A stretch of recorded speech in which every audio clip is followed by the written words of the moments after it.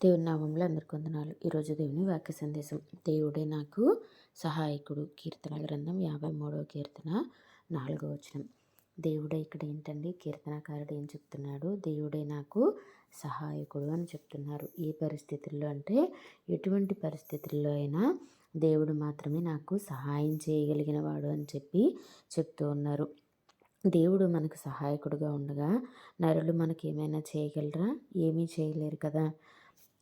కీర్తనల గ్రంథంలో కాక ఇంకా చాలా చోట్ల రాసి ఉంటుంది ఏమని, దేవుడు నాకు సహాయకుడు, నరమాత్రులు నన్ను ఏమి చేయగలరు అని.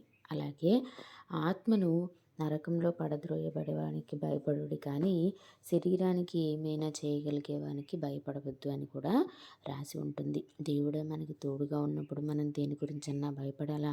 అవసరం లేదు కదండి.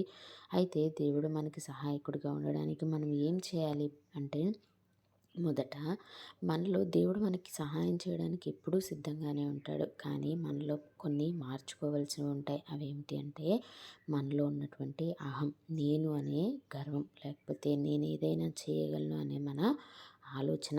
మనం ఏమీ చేయలేమండి. దేవుడు మనకి సహాయం చేయంది మనం ఏమీ చేయలేం. మనంతట మనం చాలా సమస్యని పరిష్కరించేద్దాం అనుకుంటాం. కానీ ఏ సమస్య పరిష్కారం కావాలి అన్నా అది దేవుడి సహాయం లేనిది మనం ఏమాత్రం కూడా ఆ పని చేయలేం. ప్రభువు మనకి తోడుగా ఉంటే మనం ఏదైనా చేయగలం.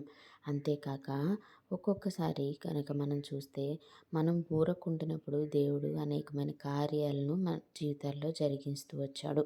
ఇప్పుడు ఇశ్రాయేలీలు ఎర్ర సముద్రాన్ని దాటాలి. మరి ఏం చేశారండి? నీళ్ళని ఏమన్నా అటు ఇటు జరిపారా? కాదు. దేవుణ్ణి నమ్మి ఒక అడుగు ముందుకు వేశారు, అంతే.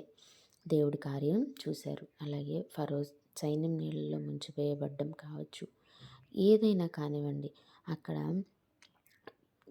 దేవుడు మనకి సహాయం చేస్తే ఇంకెవ్వరూ సహాయం మనకి అవసరం లేదు. దేవుడే మనకి సహాయకుడిగా ఉండడానికి ఎప్పుడూ సిద్ధంగా ఉంటాడు.